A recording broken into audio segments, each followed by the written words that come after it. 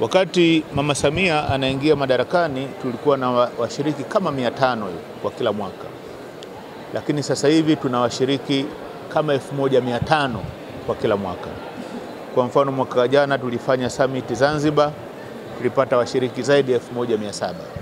Mwaka huu tumefanya hapa tena, tumepata zaidi washiriki 1500. Kwa hiyo ukiangalia kuna mafanikio zaidi ya mara 3.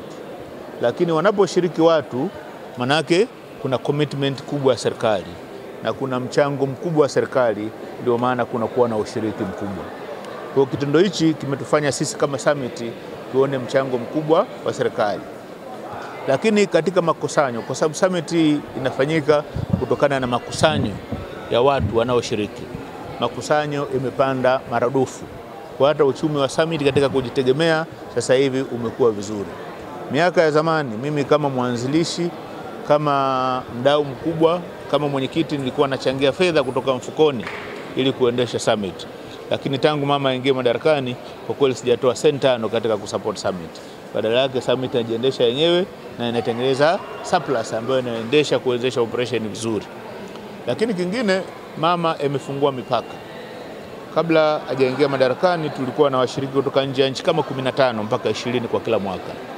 Lakini kwa miaka tangu ameingia madarakani average tumepata washiriki 150 mpaka 200.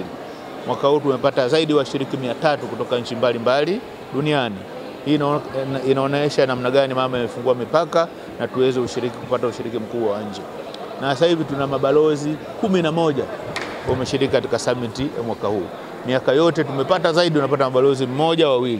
Lakini mwaka huu nyewe mmetoka ndani mmeona high commissioners na mabalozi 11 wameshiriki.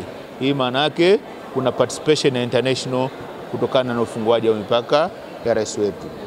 Lakini vile vile katika commitment ya serikali katika summit, mara hii ndo mara ya kwanza serikali imechangia summit kwa kufahamu umuhimu wa mijadala na mawazo ya watu katika kuboresha sekta ya afya. Kwa mwaka huu kwa mara ya kwanza tumepokea mchango wa Wizara ya Afya kutokana na uongozi mzuri na thabiti wa mama. Kwa sisi kama summit tunaona mchango wa serikali kila mwaka unavyoendelea kuimarika, lakini tuna support sana mchango wa Dr. Samia na Dr. Mwinyi. Na kama nyinyi mwaka jana mlikuwepo, Dr. Mwinyi ndo alifungua summit. Kwa hii inaonekana namna gani commitment ya serikali kwetu sisi imekuwa kubwa, na tunawashukuru na tunawatakia kila laheri. Kwa kama summit ingekuwa sisi ndo tunachagua, basi kura zote tungempa Dr. Samia, kwa sababu tunaridhika na uongozi wake, tunaridhika na matunda ambayo tunayapata kutokana na uongozi wake imara, lakini tunaridhika na ufunguaji wa mipaka unaofanya summit iende vizuri.